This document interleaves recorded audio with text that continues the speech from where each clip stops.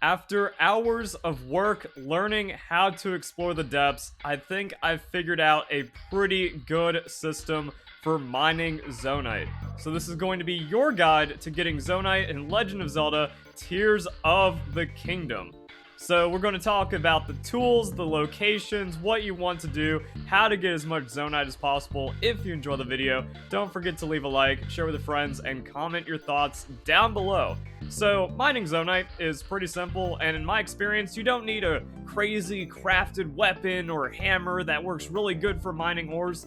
Nah, just grab a stick, put a rock on it, and when it breaks, you get another stick or another weapon down here. You put a rock on it, and you keep on mining. Zonaite is going to be found around mines as well as monster camps, and the secret is, there's no secret. What you do is you teleport to a Lightroot that's close to a mine, you run into the mine, and then you mine it out. You can also look for nearby monster camps, which will have a large amount of Zonaite around them. Like, look at that! We have 7 Zonaite rocks, and all we have to do is kill a couple of monsters. So now it comes down to combat mechanics, or just cheesing them, you know, you blow up some big guys. If they group up, you just keep blowing them up.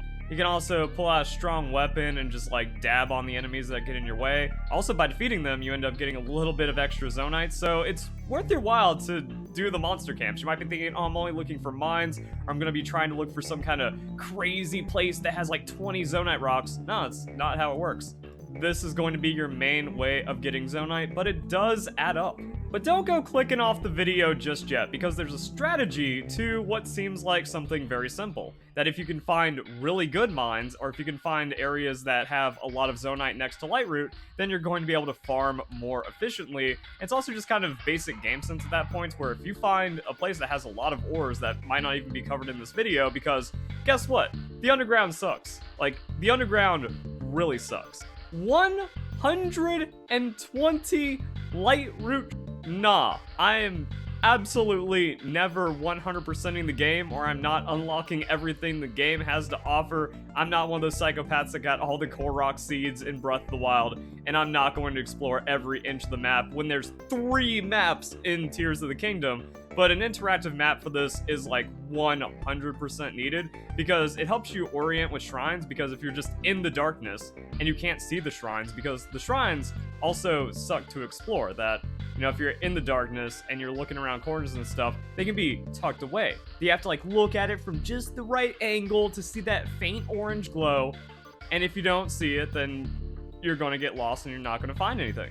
So what you want to look for on the map are ruins-like structures. These are going to be mines, and it's worth visiting as many mines as you have the sanity to visit, because you can get the large Zonaite crystals. Now, some mines will have other rewards like the mining armor, and unless I missed the chest, it seems like a couple of mines don't even have chests. But for the most part, if you visit 5 mines, that's going to be 100 charges, which means you're going to be getting an upgrade to your energy cell.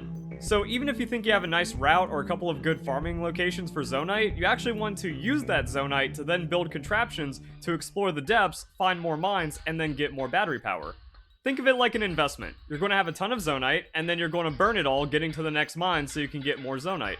So I have this flying contraption, and it seems to be pretty good for exploring the Sky Islands as well as the depths. If you don't have any batteries, it does get pretty expensive, but it's a cart with a wing on top of it, 3 fans because that's enough to give you upward thrust, a couple of batteries, a steering stick, and then I've just been using this to go through the depths. It feels weird using a flying machine in a cave, but the cave is so big you can just fly around in it. It's actually a part of when you get to the Great Mine. Now, I'm not dealing with the frogs, but you can see I have some things marked there because big monsters, enemy camps, tons of ways of getting Zonaite, and that's kind of just like the basic thing where, okay, we're coming up on something here, mark it, and then if I need to farm it out, there's a lot of resources here.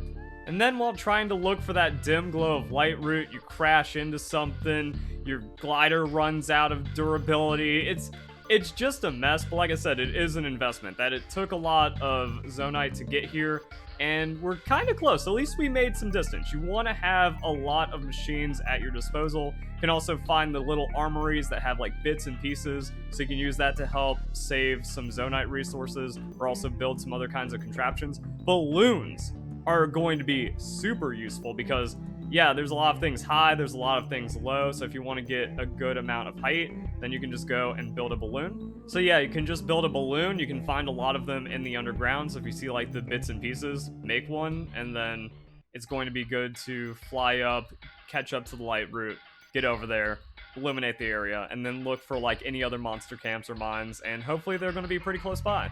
And that's where the interactive map gets a lot of value. So we're at the Kimakarut Lightroot, and we can also kind of look around to see if there's anything interesting. Like, okay, might be a mine down there that could be worth exploring, but if we go southwest, we got a big area over here, another one over here. Cool, so we just got the Miner's Mask, which means I have the completed set from just exploring, and then you hit this dude up and he's going to give you a schematic. So yeah, finding and unlocking the large mines on the map is going to be really good because also you get more forge constructs, so you can re-up and spend your large Zonaite there. I just kind of buy everything at this point, and that's kind of it. Like, you make it to a smaller mine, you mine it out, you clear out some camps, you get a stock of Zonaite, you don't screw this up, and eventually you get an excess and you find some killer locations to mark on your map.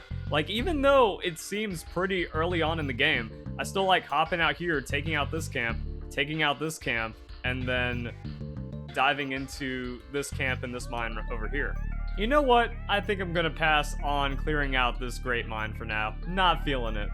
Now, a smart thing to do would be stock up on devices, that way you don't have to waste all of your Zonaite. It just kind of depends on how lazy you are, how much you want to stay in the underground, but this seems to be a really good device dispenser in the Elden Sky because you get batteries and fans, which is going to be really nice for making flying machines. Some people might ask where I got that cannon on a stick. Well, that's what I did. I fused a cannon device on the end of a spear, and then what you do is you go to throw it by pressing the R button, but when you release, it doesn't throw the spear, it fires the cannon. And if you're wondering, how do I get up to that Sky Island? I haven't seen any cannon devices. I've covered all that in a different guide already, so check out the playlist.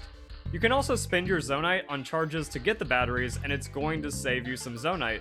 And one thing I thought I would never have too much of is large Zonaite, but I've ended up getting an insane amount of it. So you can get to the point where you have so much large Zonaite, you can actually use the large charges in the device dispensers and then save your Zonaite for building.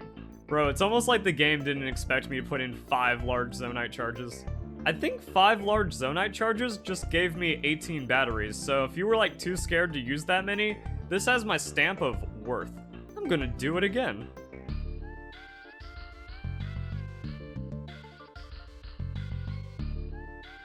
So yeah, after hours of exploring and looking for Zonaite, it really seems like the best way of getting Zonaite is playing the game, using the mechanics of the game, and understanding how the game works.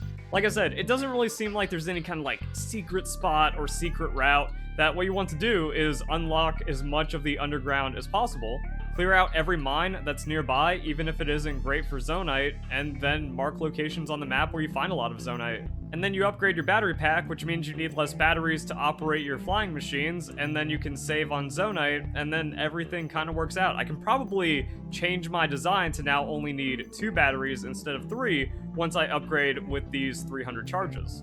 And I think that's going to be it. So I hope you guys enjoy the video. Hope you all have a nice day. Thank you very much for watching.